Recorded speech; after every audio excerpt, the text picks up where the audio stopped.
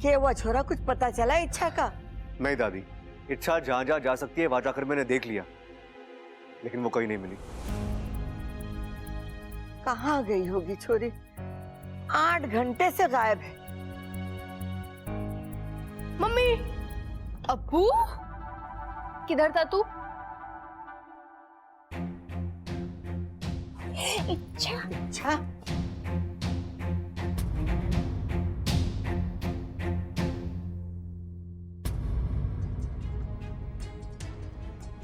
इच्छा, आज तो तेरे कान खींचने का मन हो रहा है हमारा। यहाँ हम तेरी शादी रचाए बैठे और तू बिना बताए गायब हो गई। कहाँ गई थी? मैं बताता हूं।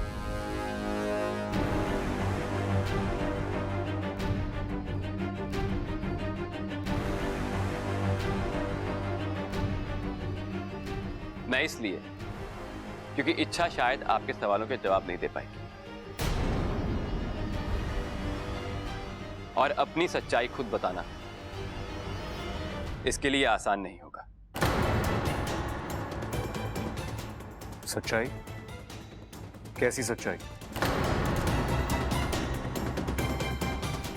ऐसी कौन सी बात है जो इच्छा हमसे छुपा रही है? बताता हूं। इच्छा, मुझसे नाराज मत होना। मुझे लगता है कि इनको बता देना चाहिए।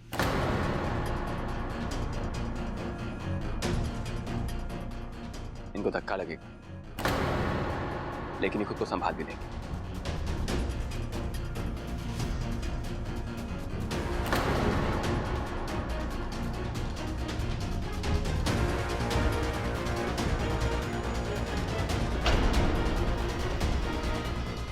दादी जी, दरअसल इच्छा शिव जी के मंदिर गई थी और हर बार की तरह मैं उसके पीछे पीछे गया था। मैं ये नहीं जानता कि शिव जी ने उसकी प्रार्थना सुनी या नहीं, लेकिन उसकी प्रार्थना ने मेरी सोच बदल दी। दादी जी, शादी दो अनुरूप लोगों के बीच में होनी चाहिए। जोड़ी ऐसी हो कि लोग भी देख के कहें कि एक दूसरे के लिए बने।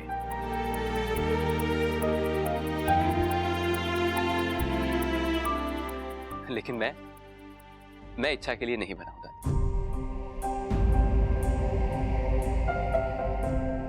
दादी। इच्छा बहुत अच्छी है और मैं जितनी भी कोशिश कर लूं, मैं अच्छाई में उसकी बराबरी नहीं कर सकता। उसकी सोच अलग है, उसका स्वभाव अलग है। मैं चाहे लाख कोशिशें कर लूं, मैं इच्छा जैसा नहीं बन सकता। ऐसे में मेरा इससे शादी करना इच्छा के साथ अन्याय होगा ना। इच्छा की शादी ऐसे लड़के के साथ होनी चाहिए जो इच्छा जैसा हो, जिससे इच्छा प्यार करती हो।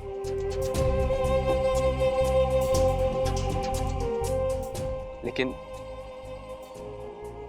वो लड़का मैं नहीं।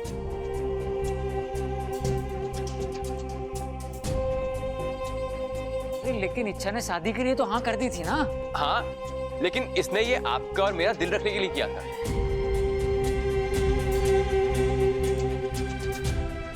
इसकी अच्छाई देखिए, यहां भी वो अपने बारे में नहीं सोच रही, हमारे बारे में सोच रही है, हमारी खुशियों के बारे में सोच रही है। लेकिन अब हमारी बारी है दादी। हमें इच्छा की खुशियों के बारे में सोचना होगा। आप लोगों ने मुझे इस घर में जगह दी, मुझे प्यार दिया, उसके लिए बहुत बहुत धन्यवाद। छोरी, तुझे ये सब मंजूर है? जी दादी, मंजूर है।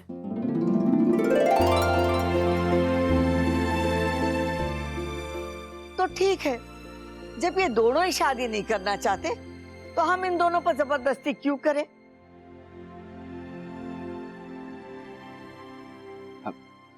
अच्छा, मैं चलता हूं।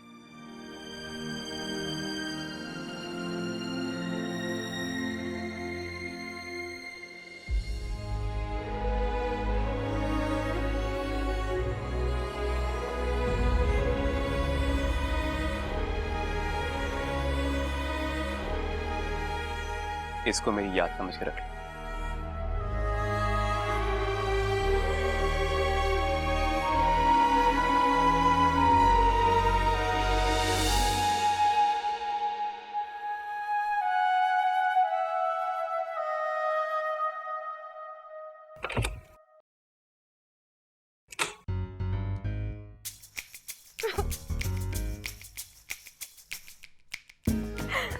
हे नागुमिदेव, मैं आपकी बहुत लाडली हूँ ना।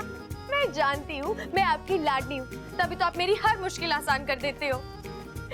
लेकिन एक शिकायत है मुझे आपसे, हर बार बात गले तक आ जाती है, फिर आप मेरी मदद करते हो। ऐसा क्यों? अगली बार थोड़ा सा जल्दी आ जाना, ठीक है? जी आइए।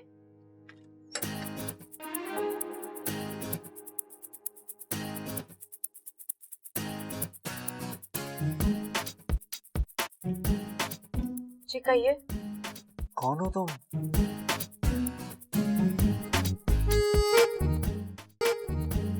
कौन हूँ मतलब? कौन हो मतलब कौन हो? जादूगर हो? काउंसलर हो? या फिर तुम्हारे पास कोई चमत्कारी शक्ति है? बबल जी आप यार कल तक जो मयूरेश हाथ धोकर सॉरी ना धोकर तुम्हारे पीछे पड़ा था, तुमसे शादी करना चाहता था, आज उसने अचानक यू टर्न ले लिया। कैसे? तुमने ऐसा क्या कर दिया? अच्छा मयूरेश की बात शायद सुनी नहीं आपने, इसकी वजह वो खुद दे चुका है। जरूरी नहीं कि जो उसने बताया वही सच है। हाँ, वजह कुछ और भी हो सकती है। और कोई वजह नहीं है। ना, हो ही नहीं सकता। देखो अच्छा, मैं मानता हूं कि मैं तुम्हें आज तक ठीक से समझ नहीं पाया हूं, लेकिन इसका ये मतलब नहीं कि मैं किसी को भी नहीं समझता। और जहां तक मैंने मयूरेश को समझा है, वो इतनी आसानी से मानने वालों में से नहीं है। जरूर तुमने कोई ना कोई चक्कर चलाया। अच्छा देखो, सच बता दो, मैं जानता हूं तुम जितनी बोली बनती हो ना, उतनी बोली हो नहीं। आपको भरोसा करना है तो कीजिए, नहीं करना तो सच्चाई चाहे जो भी हो, लेकिन तुमने मयूरेश से पीछा छुड़ाकर अच्छा ही किया। अच्छा, मुझे यकीन हो गया कि तुम सिर्फ मेरे लिए बने हो, और सिर्फ मुझसे प्यार करती हो।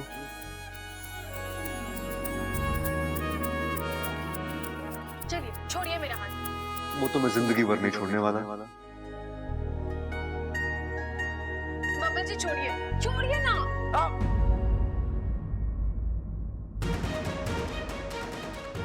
इच्छा, तुम्हारा नाखून कितना तेज है, लगता है मेरी नस कट गई। दिखाइए बबल जी। बबल जी खून आ रहा है, हमें डॉक्टर के पास चलना चाहिए। चलिए आप। तुम्हें बड़ी चिंता हो रही है? क्यों? किस लिए? तुम मुझसे प्यार तो नहीं करती ना? तो इतनी परेशान क्यों हो रही हो? क्या हो गया? नस कट गई ना, कटने दो। अरे खून बह रहा है, बहने तो क्या हो जाएगा, मर जाऊंगा, मरने दो यार।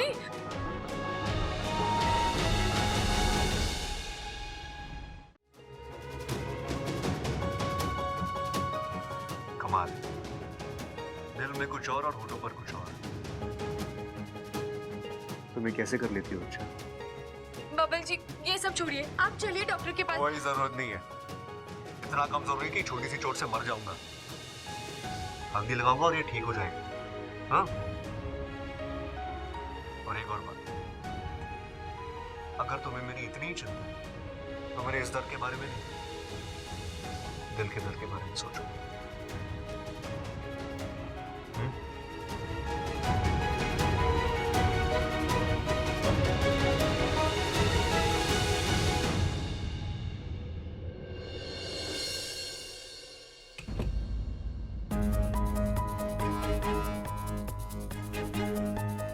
क्या हुआ इच्छा, परेशान लग रही हो? वाकू, मेरे नाखून से बबल जी के हाथ की नस कट गई। क्या बात कर रही हो इच्छा? नाखून लगने का मतलब समझती हो? अब बब्बल के सारे शरीर में तुम्हारा जहर फैल जाएगा। मैं समझ रही हूँ वाकू, लेकिन अब मैं समझ रही हो तो यहाँ खड़े खड़े क्या कर रही हो? चलो बब्बल को ढूंढते हैं, हमें तुरंत उसके शरीर से जहर निकालना होगा, वरना उसकी जान भी जा सकती है। वाकू चलो। रुको, हमें नाग बनना होगा। क्यों? हम नाग बनकर बब्बल के पीछे जाएंगे और जैसे उस पर जहर का असर होगा वो पहली झपकी लेगा और तुम तुरंत आगे बढ़कर उसका जहर खींच लेना। ठीक है, चलो जल्दी।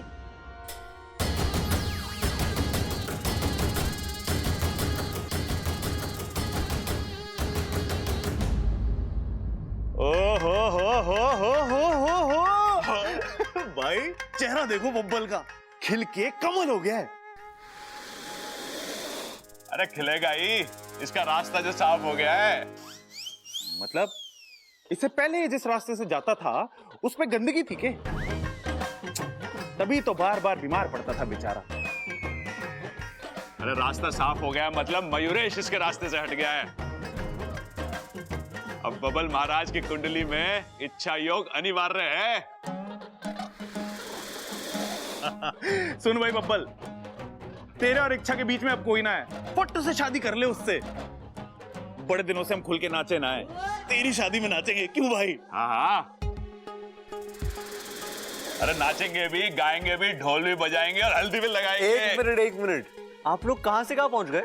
हाँ, आप जैसा सोच रहे वैसा कुछ नहीं है। अरे ना है तो हो जाएगा। देख, भगवान भी तेरी और इच्छा की जोड़ी बनाना चाहता है, तभी तो तेरी इतनी कोशिश के बावजूद इच्छा का कहीं और रिश्ता ना हो पाया। चल इसे खुशी में पार्टी दे दे। चल आजा। आ जाओ आ जाओ आ जाओ।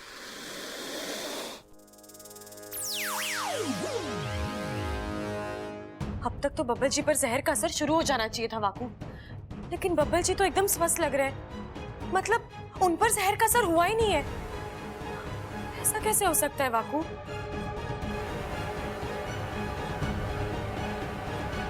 अरे हाँ, घर के सभी लोगों पर तो नाग सुरक्षा कवच है, शायद इसी वजह से। नहीं वाकू, सुरक्षा कवच तो डंक से बचाता है।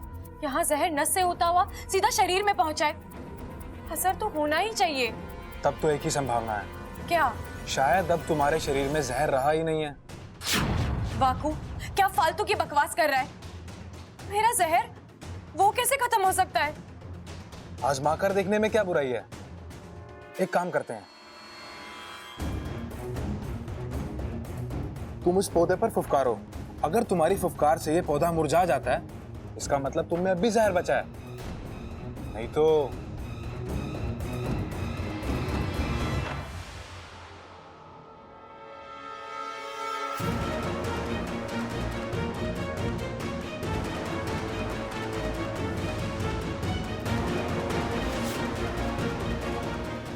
वाकू, इस पर तो कोई असर नहीं हो रहा। इसका मतलब है? मतलब ये कि तुम्हारा जहर वाकई में खत्म हो चुका है। लेकिन ये हुआ कैसे? ये शायद मयूरेश की विधि का असर है। मनुष्य आत्मीकरण की विधि आखिरी पैदान तक जा चुकी थी, तभी अब क्या होगा? मेरा जहर ही मेरी पहचान है, मेरा अस्तित्व है, मेरी शक्ति, मेरा हथियार है। अब अगर वही नहीं रहेगा तो मैं अपने दुश्मनों के साथ कैसे लड़ूंगी? आत्मरक्षा कैसे करूंगी? अब तो एक ही उपाय है। कैसा उपाय? नागिस्तान में एक विधि है, जहर अर्पण विधि, जिसे तुम्हारी माँ और तुम्हारे पिताजी अपने शरीर का थोड़ा जहर तुम्हें दान कर सकते हैं। अच्छा है, तो मैं अभी जाकर? नहीं, अभी अभी तो मैं वापस आई हूँ। अगर मैं फिर से चली जाऊंगी तो घर वाले परेशान होंगे।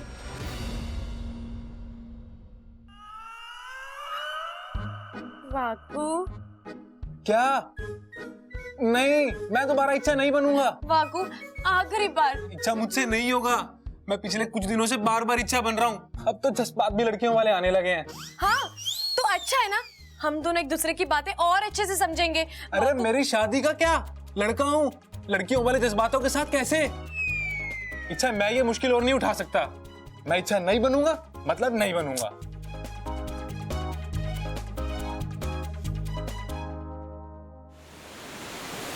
अच्छा, मैंने कहा था ना तुझसे, तू बस अपनी लड़ाई जारी रख।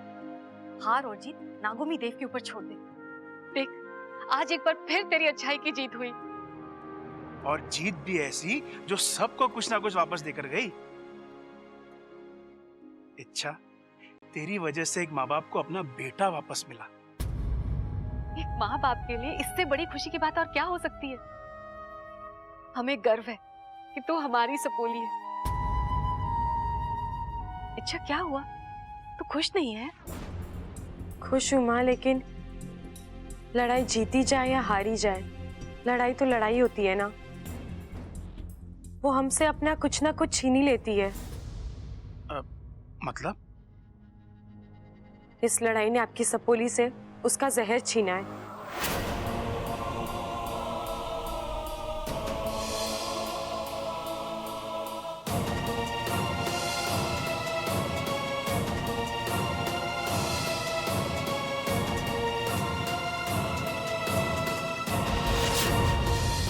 एक नागिन के लिए उसका जहर उतना ही मायने रखता है जितनी की उसकी सांस।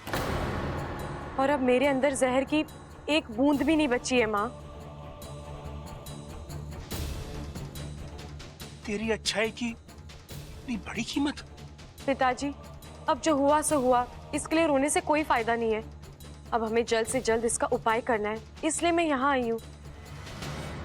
माँ, बाकू बता रहा था नागिस्तान में कोई जहर अर्पण विधि है जिसके अंतर्गत आप दोनों अपने शरीर से मुझे कुछ जहर दान कर सकते हो। अगर हम ये विधि कर ले तो?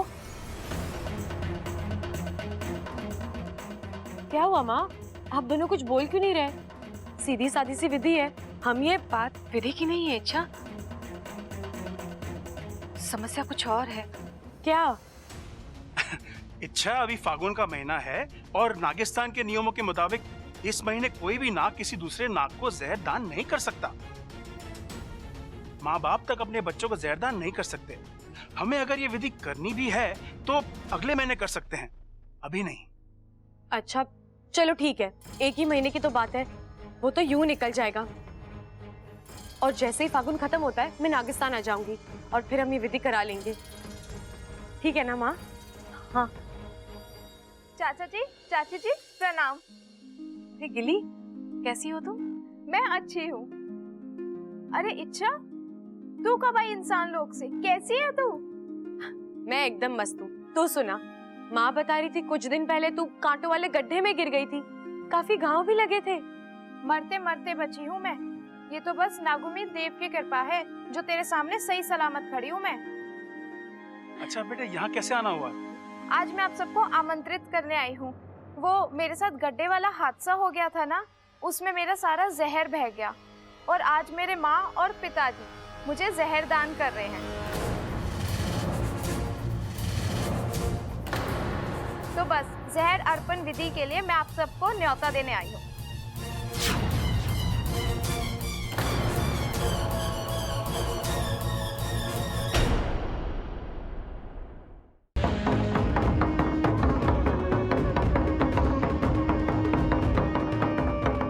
हे नागोमी देव, नाग के शरीर का जहर उसे मिला हुआ सबसे बड़ा वरदान माना जाता है। दुर्भाग्यवश इस सपोली का जहर एक हादसे में नष्ट हो गया है। नाग प्रजाति के नियम अनुसार अपनी पुत्री के कल्याण के लिए इस सपोली के माता पिता उसे अपना जहर दान करना चाहते हैं।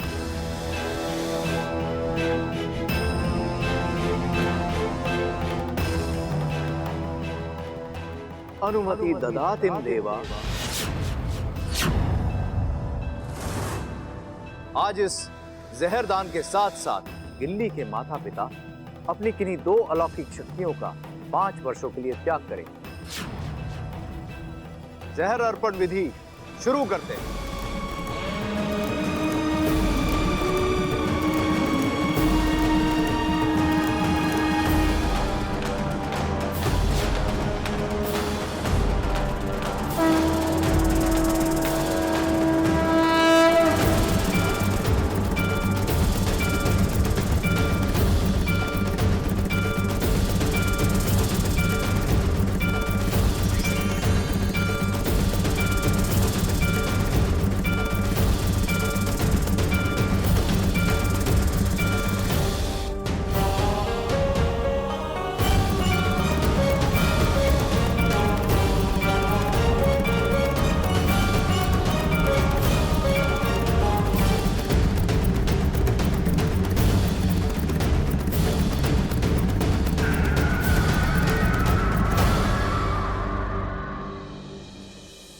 मेनली अब तुम्हारे शरीर में तुम्हारे माता पिता का जहर प्रवेश कर गया है।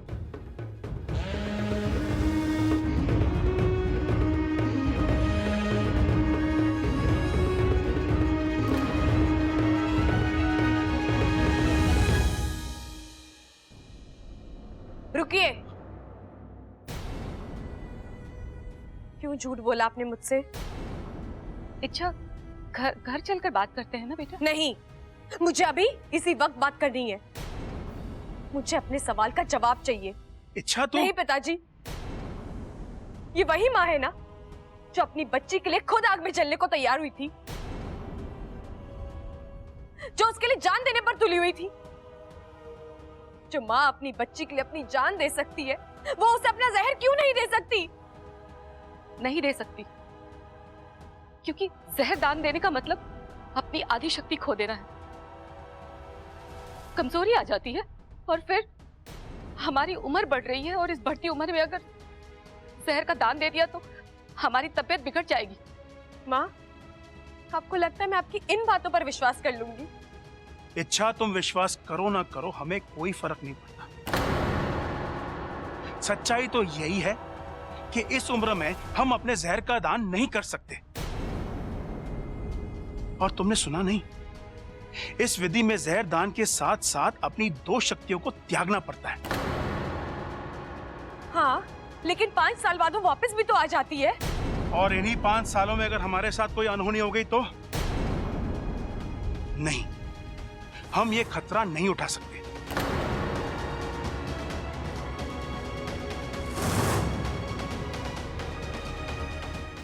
इच्छा, अरे कमाल की लड़की है यार ये। एक पल यहां होती है, एक पल कहीं और। अरे कितनी बार कहा है इच्छा बताकर जाया करो, लेकिन नहीं। शिव जी, आपने वैसे ही लड़की का चैप्टर ना बहुत ही मुश्किल बनाया है। अरे बीजे में घुसे नहीं घुसता, और ऊपर से ये इच्छा। ये चैप्टर तो बहुत ही मुश्किल है। इच्छा को समझना मतलब इम्पॉसिबल, खतरनाक चैप्टर है ये। यार ये चली कहां जाती है? अरे भाभी, अब इतना सारा बोझ लेकर कहां जा रही हो? मुझे दीजिए, मैं उठा लेता हूँ। ओहो बब्बल जी, आज बड़ा ख्याल रखा जा रहा है अपनी भाभी का। कपड़े वपड़े छोड़िए, सीधा मुद्दे पे आइए। क्या काम था? अरे नहीं नहीं भाभी, मुझे कुछ काम वाम नहीं था। मुझे लगा मुझे आपकी मदद करनी चाहिए, इसलिए मैंने पूछा। भाभी अब अकेली कितना काम कर लेती हो? घर में बाकी सब होके भी ना होने के बराबर है। अभी इच्छा को ही देख लो, फिर से गायब है। अब आपको पता है क्या वो कहाँ गई है? दरअसल प्रॉब्लम उसके नाम में है। नाम में प्रॉब्लम? क्या मतलब? उसका नाम ही इच्छा है। जब उसकी जहाँ जाने की इच्छा होती है वहां चली जाती है। हाँ भाभी। एक बात कहूँ, अभी अभी इच्छा की शादी टूटी है, उदास होगी। हमें उसे थोड़ा और टाइम देना चाहिए। अकेली होगी तो खुद को संभाल लेगी और फिर से हमारे साथ घुल मिल जाएगी। अरे भाभी लेकिन जाएगी कहाँ बब्बल जी, आ जाएगी। आप शांत रहिए। शादी टूटने का दुख इच्छा को हो ही नहीं सकता। वो तो कोई दिन रात ये प्रार्थना करती होगी कि शादी टूट जाए। प्यार तो वो मुझसे ही करती है ना यार। लेकिन फिर बात क्या है, पता करना पड़ेगा। आपको लगता है इच्छा हमारी बात पर विश्वास करेगी? पता नहीं। वो हमारी सपोली है, हमने सीने से लगाकर बड़ा किया है उसे। जितना हम उससे समझते हैं, जानते हैं, वो भी हमें उतना ही जानती है। मैं सब समझ रहा हूँ सपली, लेकिन ये झूठ बोलने के अलावा हमारे पास और कोई चारा भी तो नहीं था। हमने आज उसका बहुत दिल दुखाया। चाहे जो भी हो जाए, हम उसे उसकी जिंदगी का राज नहीं बता सकते। सही कह रहे हैं आप, लेकिन मुझे बहुत डर लग रहा है। कैसा डर? इस राज को राज बनाए रखने के चक्कर में कहीं हम अपनी सपोली को ना खो दें।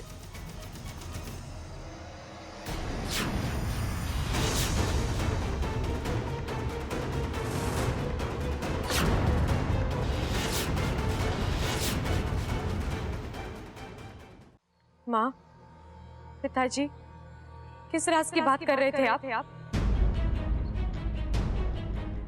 सिपली, मुझे लगता है कि इच्छा को सच बताने का वक्त आ चुका है। नहीं, आप क्या? सिपली, बोलने दो मुझे। अपने दिल को संभालो इच्छा। आज जो मैं कहने जा रहा हूं, हो सकता है उसे सुनकर तुम्हें धक्का लगे, तकलीफ हो, हमारा दिल दुखे, लेकिन इच्छा, जो सच्चाई है हम उसे नकार तो नहीं सकते ना। पिताजी आप बता भी दीजिए। ये उन दिनों की बात है बेटा, जब तू 2 साल की थी। एक दिन अचानक तुमने जिद की कि मुझे इंसानी बस्ती देखनी है। मैंने और सिपली ने तुम्हें बहुत समझाया, लेकिन बचपन की जिद। हम तुझे एक सुंदर से बगीचे में ले गए।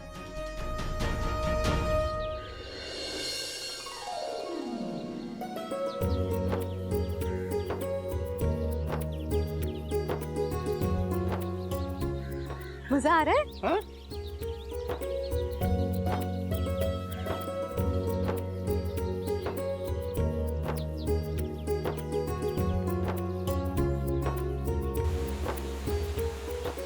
सिपली, वो देखो झरना।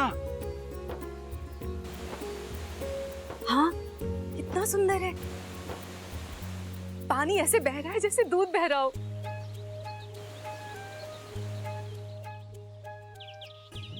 वहां देखो, वो पंछी।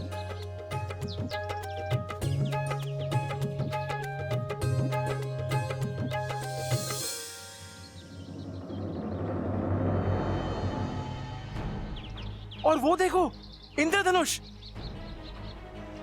हम वहां की एक एक चीज महसूस करने लगे,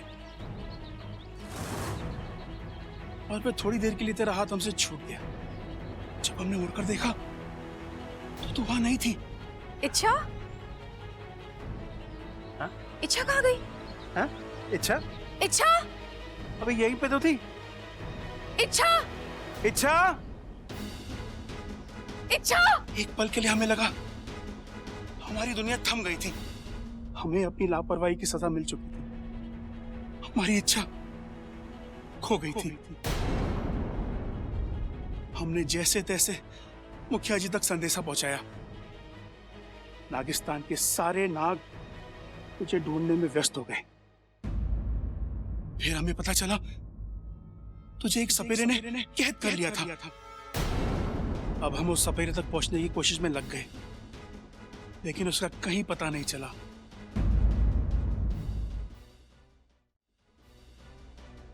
फिर कैसे ढूंढा आपने मुझे? और पिताजी, इस कहानी का आपके जहर अर्पण से क्या? बहुत करीबी रिश्ता है सपोली। जिस सपेरे ने तुझे कैद किया था, उसने एक बहुत बड़ा षड्यंत्र रचा था। उसने तुझ पर एक ऐसी विधि करने की कोशिश की जिससे तेरा नागिस्तान से हर रिश्ता टूट जाए और तेरी शक्तियों का लाभ उसे मिल जाए। लेकिन नागुमी देव की कृपा से हम वहां ऐन वक्त पर पहुंच गए और तुम्हें उससे छुड़ा लिया। लेकिन तब तक उसके मंत्र असर कर चुके थे। तेरा और हमारा रिश्ता कमजोर हो चुका था। लेकिन जहां तक शरीर का संबंध है, हमारा बंधन इतना मजबूत नहीं है कि जहर अर्पण जैसी विधि को झेल सके। अब अगर जहर पाने में कोई तुम्हारी मदद कर सकता है तो वो सिर्फ गुरुजी हैं।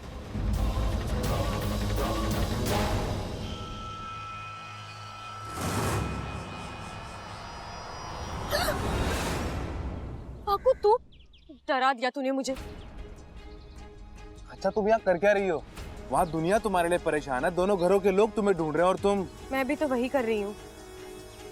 मैं अपने आप को ढूंढ रही हूँ। मतलब? अच्छा, तुम जिस काम के लिए नागिस्तान गई थी वो काम हुआ? चाचा चाची से बात हुई? वो तुम्हें जहर दे रहे हैं ना? नहीं। क्यों? क्योंकि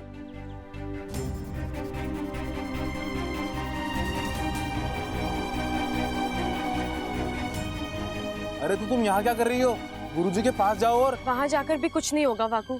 बस एक और बहाना सुनने को मिलेगा। मतलब? मेरे पिताजी ने जो भी मुझसे कहा है वो सब झूठ है। क्या? असली राज कुछ और ही है वाकू। वो दोनों अभी भी मुझसे कुछ छुपा रहे हैं। उनकी आंखों में साफ दिखाई दे रहा था, और ऐसे में मुझे तो कुछ समझ में नहीं आ रहा वाकू। जिन माँ बाप ने हमेशा मुझे सच बोलने का संस्कार दिया, आज वही मुझसे झूठ बोल रहे हैं। मुझसे क्या छिपा रहे और क्यों? इच्छा, मुझे लगता है तुम कुछ ज्यादा ही भावुक हो गई हो। नहीं वाकू, मैं इच्छा, ये वक्त इन बातों का नहीं है। ये बातें हम बाद में करेंगे। तुम अभी गुरुजी के पास जाओ और अपने जहर का इलाज कराओ, वो ज्यादा जरूरी है। जरूरी तो मेरे सवाल भी हैं वाकू। मैं गुरुजी से वो भी पूछूंगी, और इस बार जवाब लिए बगैर मैं लौटूंगी नहीं।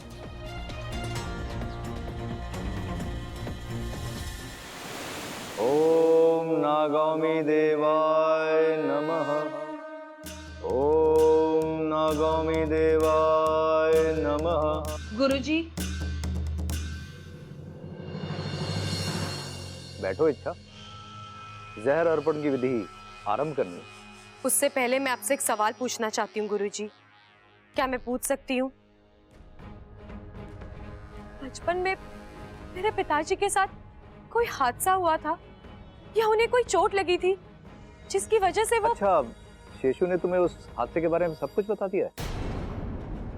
शेषु सच कह रहा है इच्छा, ऐसा एक हादसा हुआ था और उसी चोट की वजह से शेषु अपनी जहर देने की शक्ति खो बैठा है। इसका मतलब आप भी मुझसे झूठ बोल रहे हैं? नहीं इच्छा। हाँ, आप झूठ बोल रहे हैं, क्योंकि पिताजी के साथ कभी कोई हादसा हुआ ही नहीं था। उनके कहने के मुताबिक हादसा मेरे साथ हुआ था। खैर छोड़िए, मुझे पता है वो मुझसे झूठ ही बोल रहे हैं, लेकिन मुझे सिर्फ इतना जानना है कि वो मुझसे झूठ क्यों बोल रहे हैं। आप मुझसे झूठ क्यों बोल रहे हो? मेरी जिंदगी का ऐसा कौन सा राज है जो आप सब लोग मुझसे छुपा रहे हो? ठीक है, आप मुझे सच नहीं बताना चाहते ना, मत बताइए। लेकिन मेरी भी एक जिद है, जब तक मुझे मेरी जिंदगी का राज नहीं पता चलता, मैं जहर की एक भी बूंद ग्रहण नहीं करूंगी। नहीं इच्छा, ऐसा बिल्कुल मत करना। एक नागिन का बगैर जहर के रहना खतरे से खाली नहीं होता है, और जैसा तुम सोच रही हो ना, वैसा कुछ भी नहीं है। जो भी हो, मुझे वो जानना है, और अब मैं खुद मुझसे जुड़े राज का पता लगाऊंगी, और जब तक मैं उसमें कामयाब नहीं हो जाती, मैं जहर ग्रहण नहीं करूंगी।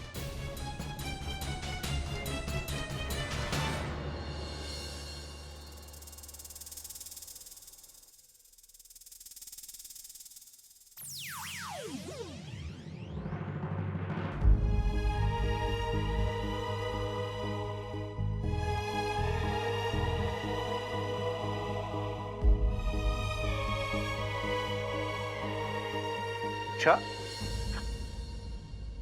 यार, कभी कभी मुझे तुम पर शक होता है। ऐसे लगता है जैसे तुम इस घर के दरवाजे इस्तेमाल ही नहीं करती। ये क्या बोल रहे हैं आप? अरे और नहीं तो क्या, अभी कुछ देर पहले मैं तुम्हें यहाँ देखने आया था, लेकिन तुम यहाँ थी ही नहीं। और ऐसे हर बार होता है, जहां मैं तुम्हें ढूंढता हूँ तुम वहां नहीं होती हो, जहां तुम होती हो वहां मैं... उफ, खैर छोड़ो, अभी तुम कहाँ थी? बबल जी, एक बात बताइए, मेरे यहाँ होने ना होने की चिंता आपको क्यों लगी रहती है? मैं कोई बच्ची नहीं हूँ जो खो जाऊं। जानता हूं तुम बच्ची नहीं हो, इसलिए डरता हूं मैं, और तुम्हें खोना मैं बर्दाश्त नहीं कर सकता।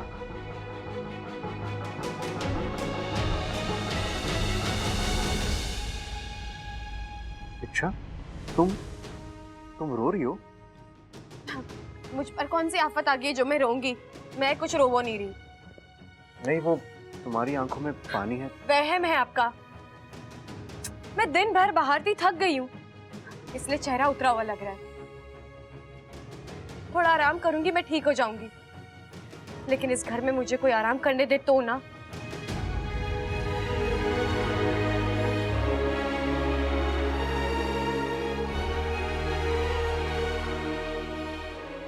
अच्छा, घर में सबको लगता है कि तुम शादी टूट जाने की वजह से दुखी हो, लेकिन मैं जानता हूं तुम बहुत खुश हो।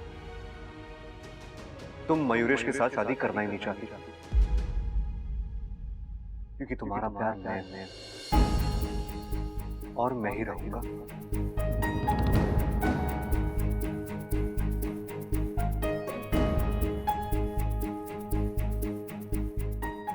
तुम ना बोलोगी, मैं हाँ बोलूंगा। सच क्या है हम दोनों जानते हैं, एक ही बात को बार बार कहने से सच्चाई बदल नहीं जाएगी इच्छा।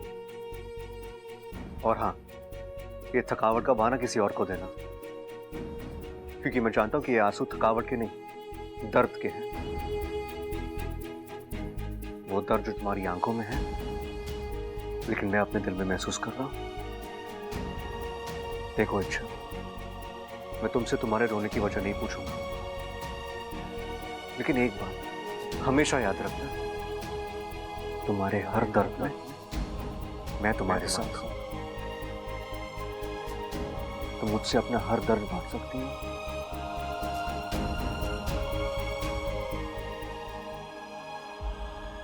और ये हक मैंने तुम्हें दिया है।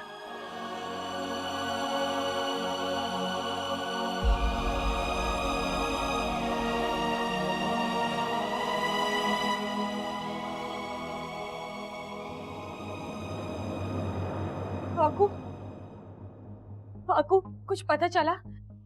अच्छा, मेरे पास तुम्हारे किसी सवाल का कोई जवाब नहीं है, लेकिन मैं इतना जरूर जानता हूं कि कुछ तो है। जो भी है वाकू, पता लगाना होगा। लेकिन इसमें खतरा है। तुम्हारे पास ना तुम्हारी शक्तियां हैं ना तुम्हारा जहर, और बाहर कदम कदम के ऊपर दुश्मन घात लगाए बैठा है। तुम ऐसे कैसे? छोड़ ना वाकू, मैं क्यों सोचूं इस बारे में? इसकी चिंता माँ और पिताजी करेंगे, अब उन्हें तय करना है। उनके लिए अपना राज ज्यादा प्यारा है या उनकी बेटी?